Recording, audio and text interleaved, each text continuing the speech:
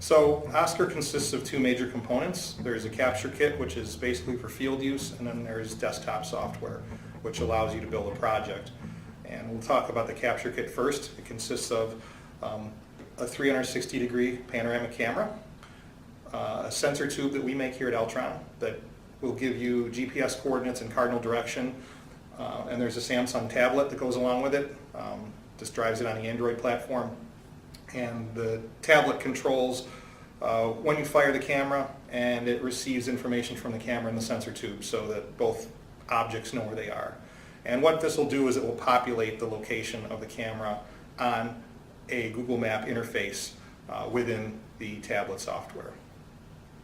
The nice thing about it for field use, for SRO use, for really somebody who's received no training is it doesn't require any training. You could literally take this thing out of the trunk of a patrol car, put it together, and be using it within minutes. If you can figure out how to screw a tripod into the bottom of a camera, you're halfway there. And then if you can find power switches, you're almost all the way there. So it's very simple to use. There's really no learning curve for it. A school resource officer could easily go from classroom to classroom, just taking an image, moving to the next room, taking an image, going to the next room, taking an image. It's that fast. As fast as you can walk, that's how fast you can document the interior of a building.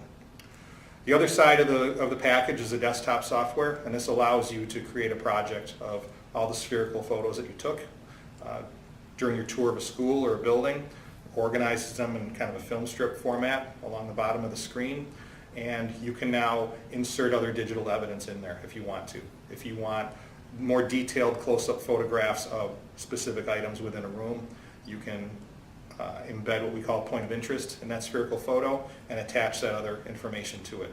You could put in a document like a blueprint, you could put in anything that you can digitize.